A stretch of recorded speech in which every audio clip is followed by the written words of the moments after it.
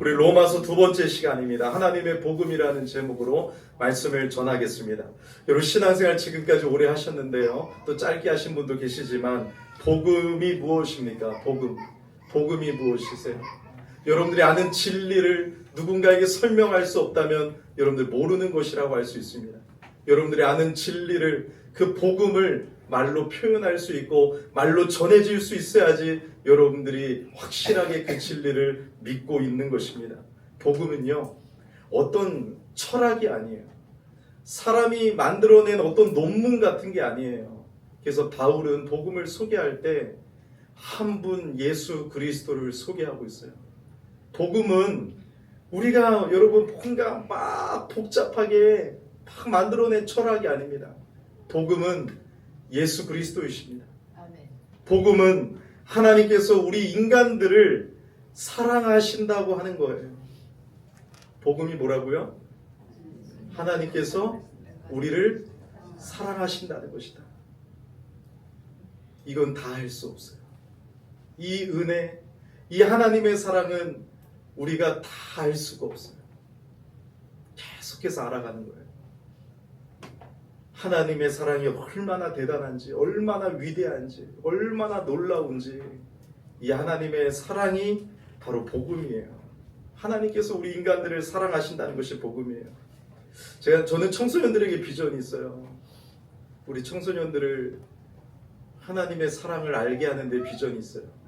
저는 다 들어줄게 많은 청소년들을 만나 상담하고 또 때로는 학교로 들어가서 아이들에게 복음을 전하는데 이 아이들의 걱정은 사랑받지 못한다는 것이에요. 그래서 놀라운 찬양이 있죠. 당신은 사랑받기 위해 태어난 사람. 믿는 사람이든 안 믿는 사람이든 이 노래를 다 알아요. 이 노래를 불러주면 때로는 어떤 친구들은 막 눈물이 터져요. 왜요? 사랑받지 못했기 때문에. 부모님들은요, 아이 사랑하십니까? 하면 자녀들을 100% 사랑한다고 하는데 자녀들에게 물어보면 엄마 아빠가 널 사랑하는 것 같아? 40%만 사랑한다라고 해요. 60%는요. 엄마 아빠는 그렇게 사랑한다고 하지만 나는 사랑받지 못한다라고 생각해요. 왜일까요? 우리 한국의 부모님들이 표현을 잘 안 하시거든요. 그렇게 사랑하는데 표현을 안 하고 성적으로 평가하는 거예요. 때로는 무식하다고 이 못난 놈이라고 언어폭력을 통해서 자꾸 여러분 뭐라고 하니까 난 사랑받지 못한다라고 느끼는 거예요. 너무 안타깝죠. 근데 하나님이 자신을 사랑한다라는 것이 깨달을 때 이 아이들의 눈물이 터져 나와요. 하나님이 나를 사랑하시는구나. 구약 성경에서도 하나님은요, 그의 백성들을 사랑하시는 분으로 쭉 계시되고 있어요. 자기 백성을 포기하지 아니하시고 끝까지 사랑하시는 하나님.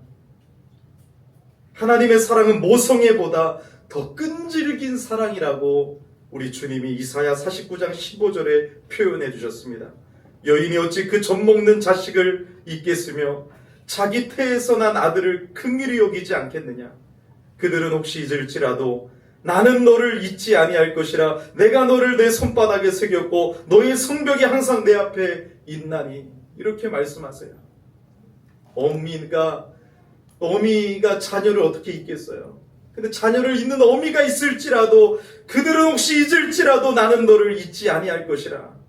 그래서 하나님이 우리를 사랑하시는 그 결정판으로 사랑의 증거로 위대한 선물을 우리에게 주셨는데 그것이 바로 요한복음 3장 16절에 기록이 되어 있습니다. 하나님이 세상을 이처럼 사랑하사 독생자를 주셨으니 이는 그를 믿는 자마다 멸망하지 않고 영생을 얻게 하려 하심이니라. 바로 우리를 사랑하셔서 그 아들, 하나님의 아들 독생자이신 예수 그리스도를 우리에게 선물로 주셨습니다.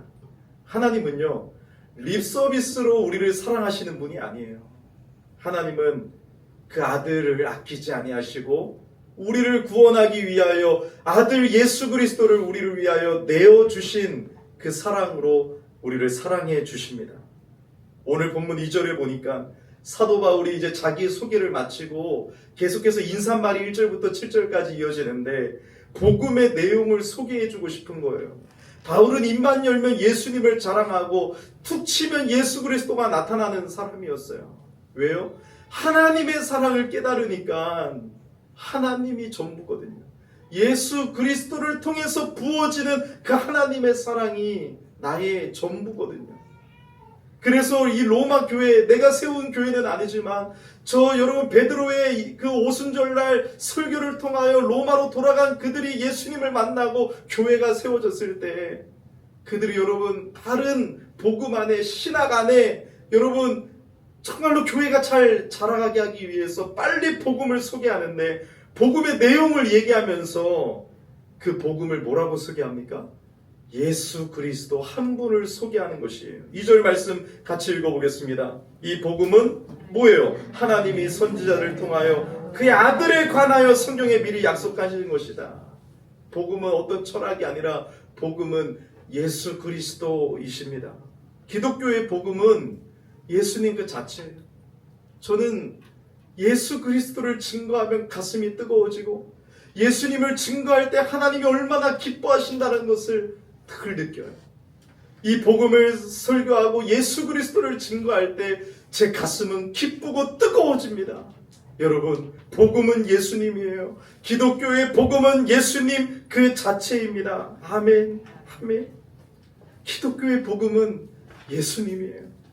예수님 없는 기독교는 생각할 수 없습니다. 아멘. 기독교에서 예수님을 빼버리면 아무것도 남지 않습니다. 아멘. 여러분, 예수 그리스도에 대한 그 사랑과 열정은 하나님의 사랑을 깨달은 자에게 나타나는 것이에요.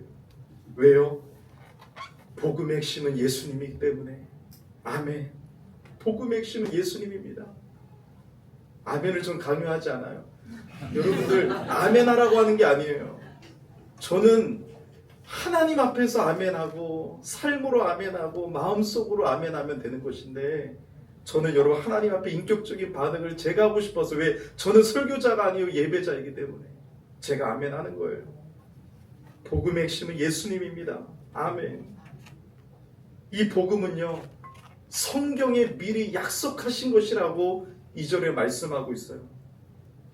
이 복음은 성경에 미리 약속하신 것이다. 하나님은 즉흥적인 분이 아니에요. 이 복음은요 갑자기 만들어진 게 아니고 튀어나온 것이 아니에요. 구약 성경에 하나님께서 우리를 구원하시기 위하여 미리 약속하신 것이에요. 이 로마서를 기록할 당시에는 성경은 구약 성경을 의미하거든요. 여러분 구약 성경을 보세요. 피자마자 창세기 하나님이 천지를 창조하셨는데 아담을 만드셨는데 아담이 죄를 지어요. 그래서 여러분 선악과를 따먹으면 죽는다고 하셨어요. 근데 하나님이 원시 복음을 선포하세요. 그게 창세기 3장 15절이에요. 여자의 후손으로 오실 그 분을 통하여 예수님을 통하여 내가 회복하겠다. 구약 성경을 피면 창세기 3장 15절에 예수님이 약속이 되어 있어요. 창세기 22장 18절에는 아브라함의 자손으로 오실 것이 약속이 되었어요.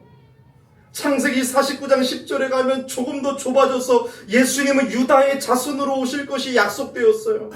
사무엘하 7장 10절에 가면 다윗의 자손으로 오실 것이 약속이 되었어요. 구약 성경은 오실 예수님을 점진적으로 보여주고 있어요. 그래서 예수님은 아브라함의 자손으로 유다의 자손으로 다윗의 후손으로 오셨어요. 마리아와 요셉이 다윗의 자손들이에요. 기가 막히지 않습니까? 우리를 구원하신 그 복음 예수 그리스도가 성경에 미리 약속되었는데 구약의 그 약속이 선포되었고 신약은 그 약속을 성취하고 있어요. 성경은 예언과 성취가 있기 때문에 살아계신 하나님의 말씀이에요. 구약 성경은 그것만 약속하는 것이 아니라 예수님이 어떤 분으로 오실지도 예언하고 있어요. 신명기 18장 15절에 예수님은 선지자로 오실 것을 약속하셨어요. 이사야 53장은 예수님이 고난의 종으로 예수님이 제사장으로 오실 것이라고 약속되었어요. 시편 2편은 예수님이 왕으로 오실 것이라고 약속되었어요. 그러므로 예수는 선지자, 제사장, 왕, 그리스도라고 불립니다. 그리스도는 메시아라는 말이랑 똑같습니다. 예수님은 그리스도이십니다. 구약성경은 그것뿐만 아니라 예수님의 삶에 대해서도 예언하고 있어요. 이사야 53장 3절에 그는 우리를 위하여 멸시와 버림을 받을 것이 예언되어 있어요. 그 약속의 말씀처럼 예수님은 이 땅에 인간의 몸을 입고 오셔서 우리 죄를 위하여 대신 멸시와 버림과 고난을 받으셨습니다. 스가랴 9장 9절에는 예수님께서 나귀를 타고 예루살렘 성에 입성하실 것을 예언하고 있는데 예수님은 예루살렘 성에 입성하실 때 나귀를 타고 입성하셨습니다. 스가랴 11장 12절에는 예수님께서 은 30개에 팔릴 것이 예언되어 있는데 가룟 유다가 은 30냥에 예수님을 팔아넘겼습니다. 시편 22편 18절에는 예수님의 옷이 제비 뽑아 나누어질 것이 예언되었는데 예수님이 십자가에 달리셨을 때 군병들이 제비 뽑아 옷을 나눠 가졌습니다. 구약성경은 예수님의 출생 지역까지 예언하고 있어요. 미가서 5장 2절에 예수님은 베들레헴에서 출생하실 것이라고 예언했어요. 그 예언 그대로 예수님은 베들레헴에서 출생하셨어요. 이처럼 여러분 구약은 복음을 약속하고 신약은 그 약속을 성취하고 있어요. 구약을 잘 알았던 바리새인 중에 바리새인이고 율법에 능한 바울은 이 율법에서 약속한 이 구약 성경에서 약속한 메시아가 예수 그리스도이시고 예수 그리스도를 통해서 하나님의 사랑이 자기에게 부음받음을 깨닫게 되잖아. 다메섹 도상까지 가서 예수님을 믿는 사람들을 죽이려고 했던 바울이 그 자리에서 항복합니다. 예수가 그리스도시라. 예수님을 통해서 하나님의 사랑이 자기에게 부어지니까 바울은 예수 그리스도를 위하여 살게 됩니다. 하나님의 은혜가 얼마나 가득 차고 넘치는지 그 예수님을 통해서 부어지는 하나님의 은혜가 자신의 삶에 차고 넘치게 되니까 예수 이름만 생각해도 주체할 수 없고 예수님을 자랑하고 예수님을 전하는 삶으로 걸어가게 돼요. 우리도 마찬가지죠.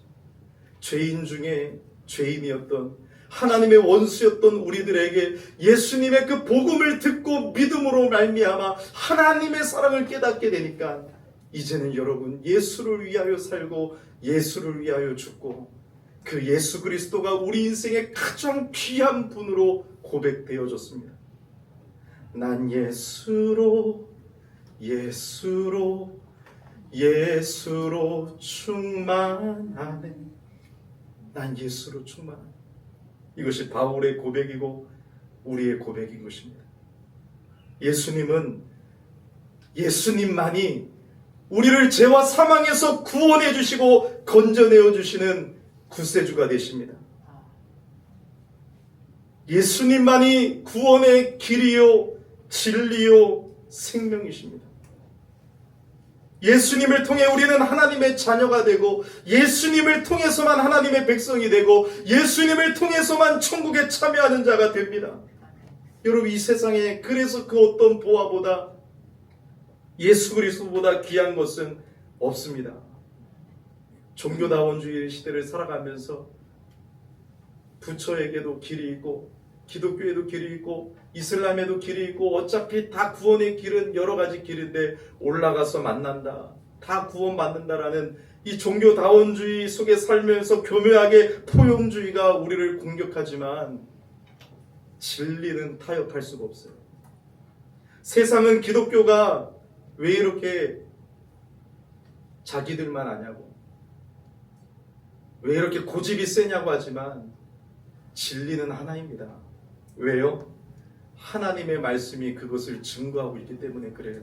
사도행전 4장 12절에 다른 이로서는 구원을 받을 수가 없나니 천하 사람 중에 구원을 받을 만한 다른 이름을 우리에게 주신 일이 없습니다. 아멘입니다. 예수께서 이르시되 내가 곧 길이요 진리요 생명이니 나로 말미암지 않고서는 아버지께로 갈 자가 올 자가 없느니라. 아멘입니다. 예수님만이 길이요 진리요 생명이시고 우리 천하 사람 중에 구원을 받을 만한 다른 이름을 우리에게 주신 일이 없습니다. 그래서 바울은 오늘 본문 4절에 예수 그리스도를 우리 주라고 고백하고 있는 것이에요. 이 고백이 여러분 얼마나 귀한 고백이냐면 로마 시대 때는 주라는 표현을 함부로 쓸 수가 없었어요. 주라는 표현은 로마 황제에게만 드려지는 표현이었어요. 로마 황제만 우리의 하나님이요 우리의 주라고 고백하게 했습니다.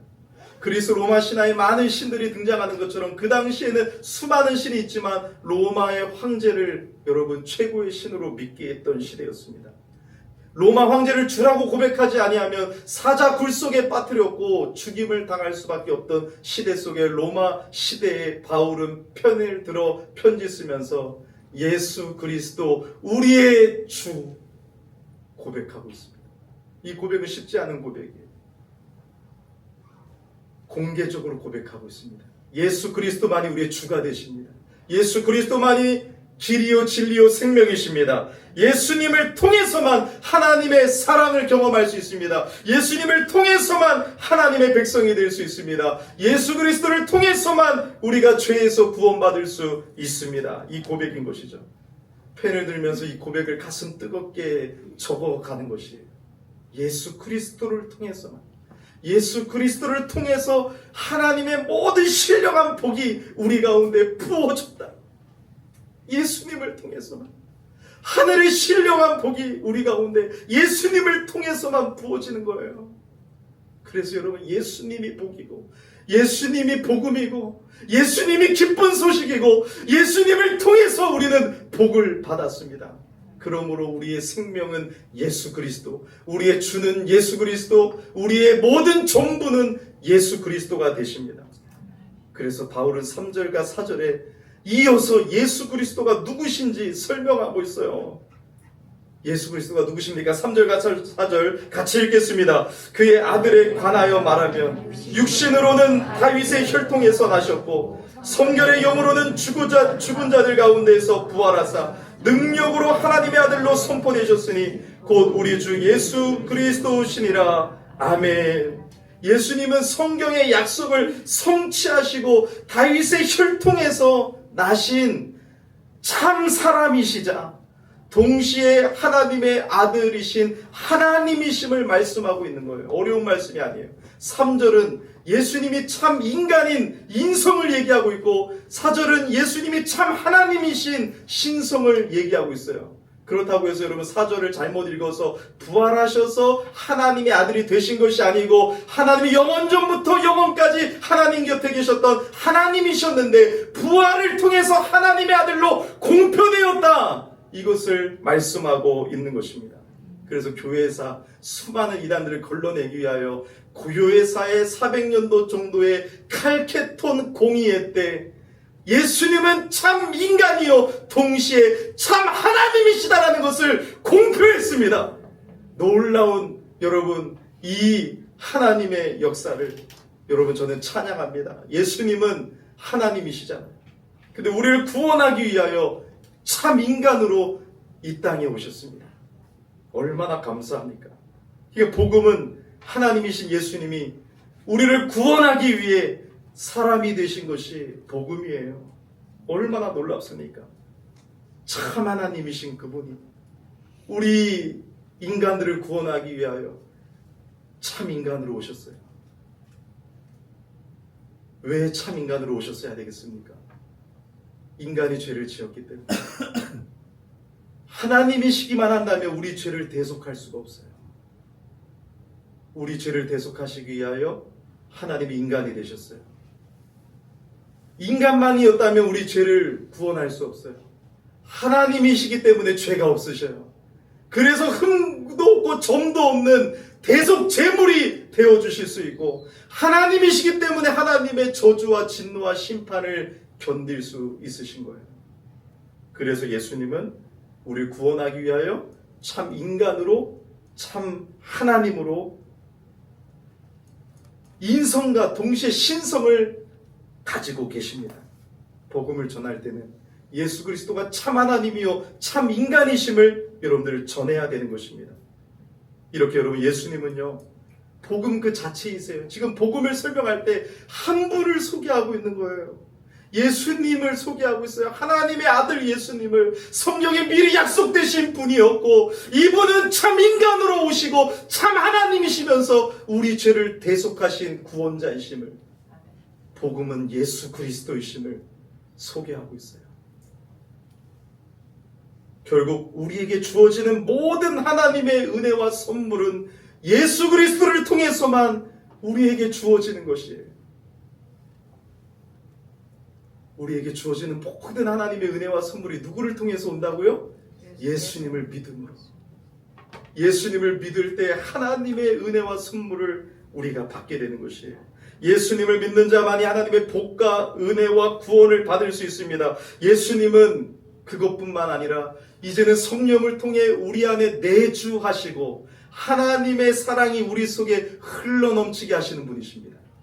얼마나 놀라워요. 계속해서 바울은 펜을 들고 5절에 예수님으로 말미암아 구원을 받았을 뿐만 아니라 자기에게 어떤 직분을 주셨는지 다시 한번 소개하고 있어요. 내가 은혜로 구원받았을 뿐만 아니라 은혜와 사도로 부름을 받았다. 은혜와 사도의 직분을 받았다. 은혜와 사도의 직분을 받았다. 여기서 그냥 사도로만 소개하지 아니하고 은혜와 사도의 직분이라고 말씀드린 것은, 이 사도의 직분을 감당하는 것은 내 힘이 아니라, 내 능력으로 감당하는 것이 아니라 오직 하나님의 은혜의 힘을 통해서만 내가 이 사도의 직분을 감당할 수 있음을 말씀하고 있는 것이에요.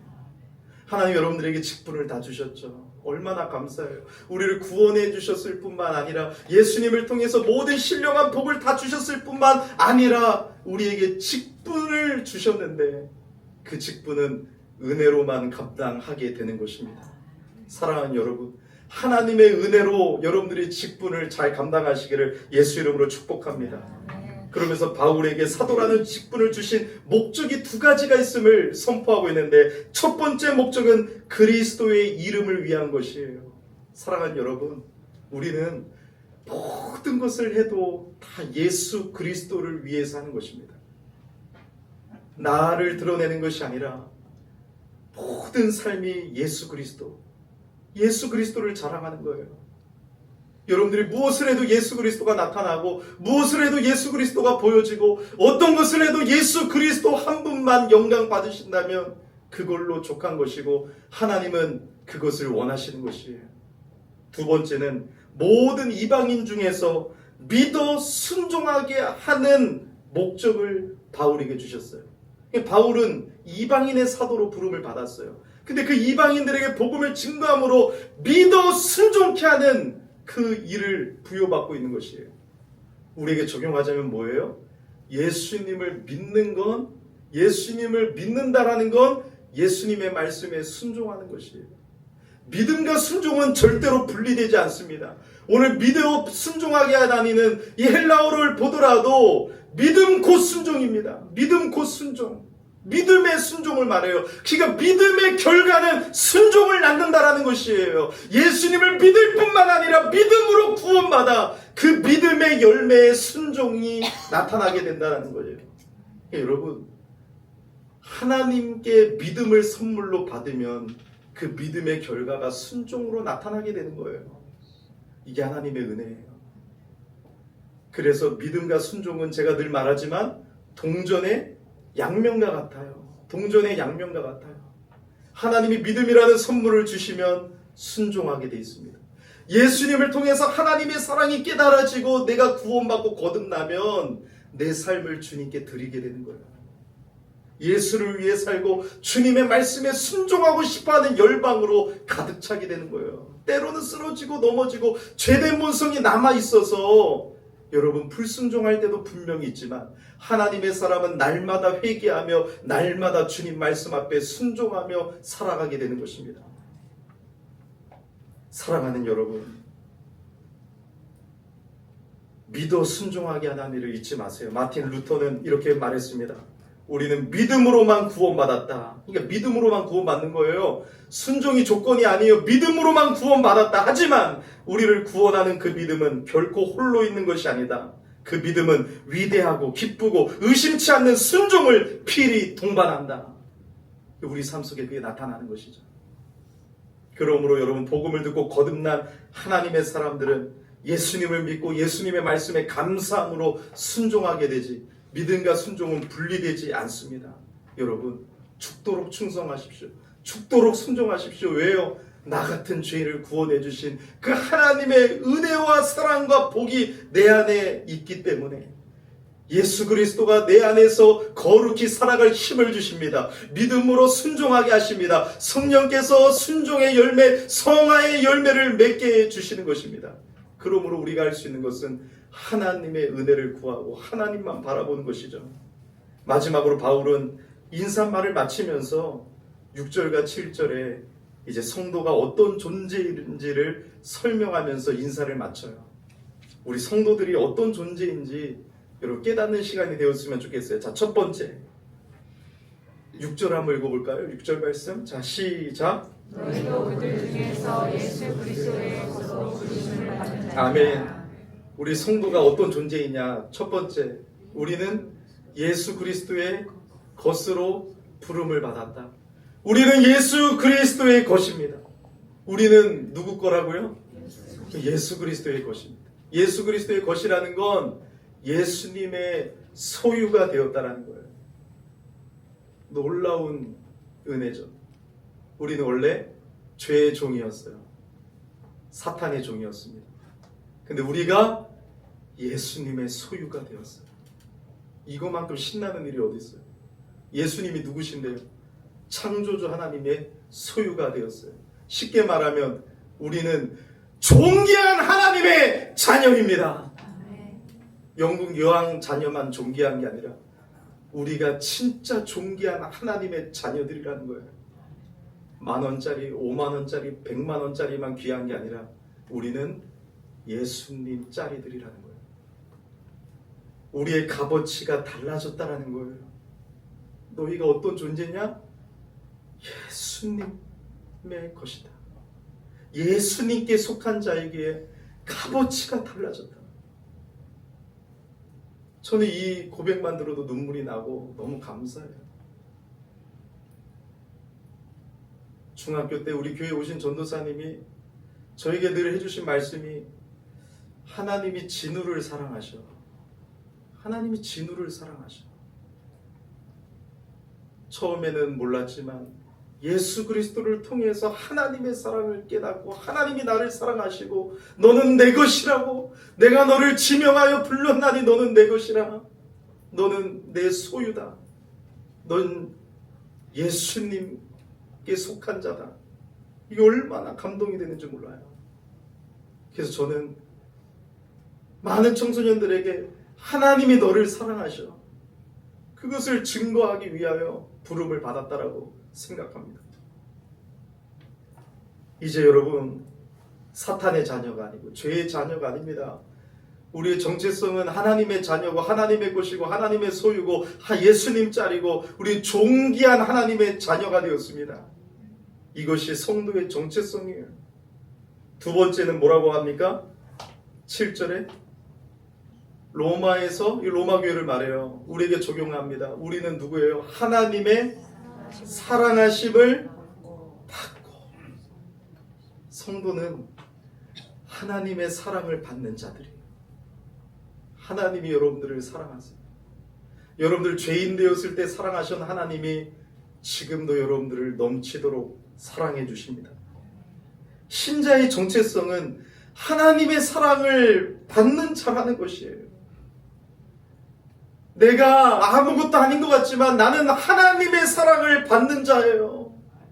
하나님이 여러분들을 너무너무 사랑하세요. 그래서 성도로 불러주셨어요. 이 사실을 잊지 마세요. 하나님의 사랑이 모든 것의 원동력이에요. 하나님이 사람을 만드셨기 때문에 하나님의 사랑만이 채울 수 있는 공간이 있어요. 그래서 여러분, 사람은 하나님의 사랑을 통해서만 행복할 수 있고 하나님의 사랑이 깨달아질 때 인생의 의미와 목적을 발견하고 더 이상 방황하지 아니할 수가 있어요. 하나님의 사랑이 모든 것의 원동력이에요. 신앙생활은 하나님의 사랑을 받는 성도들이 하는 거예요. 그 사랑을 받기 위해서 하는 것이 아니라 이미 우리에게 예수님을 통해서 부어지는 그 하나님의 사랑을 받은 성도들이 기쁨과 감사로 주님을 사랑하는 것이에요. 하나님의 사랑만이 우리 인간의 뿌리 깊은 갈망을 채워버립니다. 예레미야의 그 하나님의 사랑을 모르고 터진 웅덩이를 계속해서 파고 갈망했던 이스라엘 백성들의 모습을 하나님이 지적하시죠. 터진 웅덩이를 파지 말아라. 뭐가 문제예요, 여러분? 하나님의 사랑이 있어야 돼요. 하나님의 사랑을 깨닫는 것이 중요한 거예요. 평탄한 삶이 중요한 것이 아니라 하나님의 사랑을 깨닫는 것이 가장 중요합니다. 사랑하는 여러분, 평탄한 삶보다 그 사랑을 아는 삶이 중요해요. 그 사랑이 나를 살게 하는 거예요. 이 사랑이 나를 살게 하네. 갈보리의 구속의 사랑, 주님의 그 사랑은 정말 놀라워. 그 사랑 날 위해 죽으신, 날 위해, 예? 여러분들 좀 불러보시고 대답 좀 하시고 아멘 좀 해보시고. 도대체 무슨 재미로 살아요? 이 하나님의 사랑이 있어야 진짜 재밌다니까요. 하나님의 사랑을 깨닫는 게 중요해요. 이거는 예전에 주님을 처음 만날 때 깨닫는 것이 아니라 오늘도 하나님의 사랑을 깨달아야 돼요. 오늘도 하나님의 사랑을 깨달아야 돼요. 오늘도 예수님을 통해 부어지는 하나님의 사랑을 깨닫게 달라고 기도하셔야 돼요. 여러분, 제가 하나님의 사랑을 분명히 알지만 고난이 찾아오니까 하나님의 사랑을 모르고 원망하고 있더라고요. 그때 하나님의 사랑을 다시 한번 깨닫게 해주실 때 고난이 문제가 되는 게 아니에요. 하나님이 나를 사랑하시는 거예요. 그 사랑으로 고난을 이기는 거예요. 여러분, 어렵고 힘든 일이 있을 때 이겨내게 해주세요가 아니라 하나님의 사랑을 부어주세요. 그러면 고난을 이겨내는 거예요. 그래서 바울이 에베소서 3장 14절부터 19절까지 뭐라고 기도하라고 해요? 그 주님의 사랑의 너비와 길이와 높이가 어떠한지를 깨달아 알게 하여 주옵소서. 그럴 때 감옥에서도 주님의 사랑을 노래할 수 있는 거예요. 여러분, 우리가 구해야 될 거 한 가지 뭐예요? 도와주세요가 아니라 내가 하나님 사랑하겠다라고 하는 게 아니라 하나님의 사랑을 깨닫게 해주시면 내가 아무 문제가 없는 거예요. 주님의 사랑을 알면 고난도 하나님의 사랑으로 넉넉히 이기게 되는 것이에요. 자녀의 문제도 하나님의 사랑이 자녀에게 부어지면 우리 자녀들이 살아나는 것입니다. 아멘이세요? 그걸 날마다 경험하셔야 돼요. 하나님, 우리 자녀들이, 내 남편이, 내 아내가 하나님의 사랑을 깨닫게 해주세요. 그것이 우리 인생의 기도가 돼야 돼요. 그래서 금요일날 믿음의 사람들이 꼭 해야 될 기도는 한 가지인데, 내가 주님 사랑하겠다는 게 아니라 하나님의 사랑을 오늘도 깨닫게 해주세요. 그게 하나님이 가르쳐주신, 에베소 교회에 가르쳐주신 기도였어요. 환난 중에도 하나님의 사랑을 놓치지 않게 해주세요. 여러분, 잘 될 때만 하나님이 사랑하시는 것이 아니에요. 고난이 있으면 하나님이 버리신 것이 아니에요.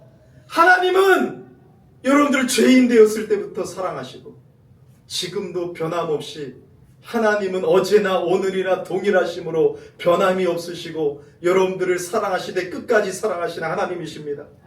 그 사랑이 깨달아지면요, 나 같은 죄인을 사랑해 주시는 하나님의 사랑이 내 안에 계시게 하시옵고, 이게 그리스도가 내 안에 계시게 하시옵고라는 기도예요. 그리스도를 통하여 부어지는 하나님의 사랑이 내 안에 가득 차게 하시옵고, 그러면 문제가 되지 않아요. 그 어느 것도, 먹고 사는 것도 문제가 되지 않아요. 그리스도를 통하여 부어지는 하나님의 사랑이, 성령을 통하여 하나님의 사랑이 부음받은 우리들은요, 이것을 날마다 깨달을 때 여러분, 내게 강 같은 평화, 내게 강 같은 평화라고 찬양하며 하나님 나라의 소망을 두고 예수를 위해 살 수 있는 것이에요. 너무 여러분 멀리 간 거 아니에요? 너무 예수님을 잊어버린 거 아니에요? 제가 금요기도회 때 기도할 때 하나님이 저에게 보여주신 마음은 열린교회를 위하여 너희들의 마음의 문을 계속 두드리고 계시는 하나님의 마음이었어요. 왜 나를 모시지 않냐? 내 안으로 들어오십시오. 우리 주님이 뭐라고 말씀하셨어요? 요한복음 15장에 얘들아 내 안에 거하라. 나의 사랑 안에 거하라. 첫사랑을 잃어버린 교회를 향하여 요한계시록에 너희 마음을 두드리고 있다. 첫사랑을 잃어버린 이유가 뭘까요? 그리스도 없는 기독교. 사탄의 전략은 그리스도를 제외시켜요. 우리의 힘은 그리스도예요. 그리스도의 사랑이에요. 우리의 신앙생활은 예수님이에요. 불교는 부처를 빼도 불교지만, 이슬람은 마호메트를 빼도 이슬람이지만, 기독교는 예수님 빼면 남는 게 없어요. 성경은 다 예수 그리스도이기 때문에 예수님 없이 신앙생활 하지 마세요. 내 안에 거하라. 내가 지금도 너희 마음을 놓고 하고 있다. 여러분 언제까지 그렇게 사실래요? 복음을 전하는 교회에 오신 것이 여러분들의 마지막 기회인 줄 믿으시길 바랍니다. 작지만 하나님의 복음이 선포되는 교회에 하나님이 여러분들을 사랑하셔서 마지막 노크를 하십니다. 신자는 하나님의 사랑을 받는 자예요. 나의 사랑, 나의 충성이 먼저가 아니에요.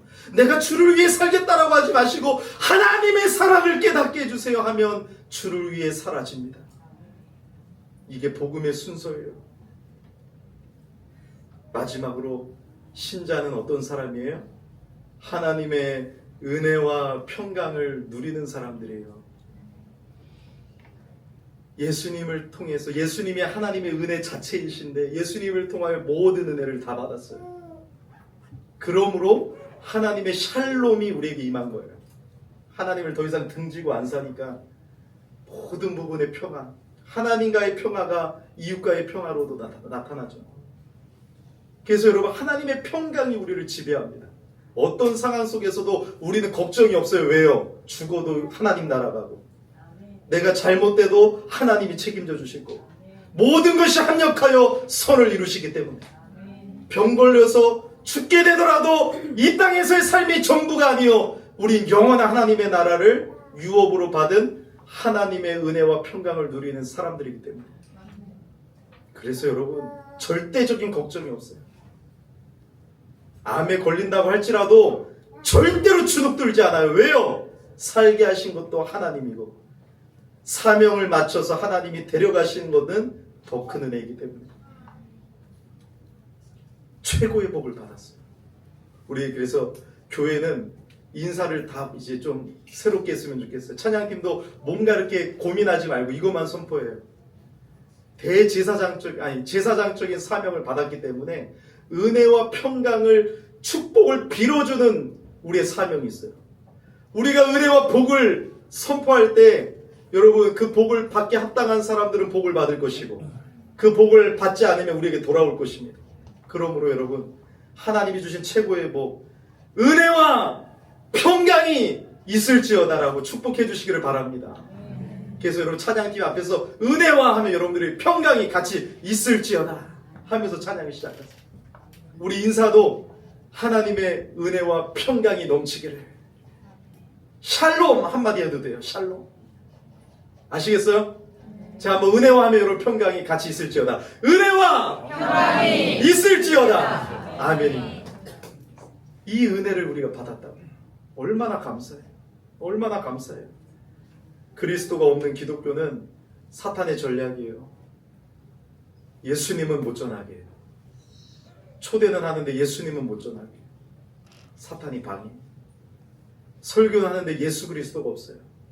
찬양을 하는데 예수 그리스도가 없어요. 여러분 신앙생활 하는데 예수 그리스도와 동의가 하지 않아요.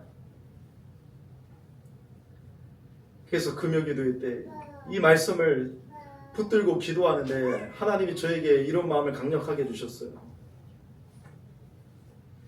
그래서 요 일기 슬로건을 마무리하고 나중에 요거 이제 할 수 있는 시간들이 오면 하나님 이런 마음을 주셨어요.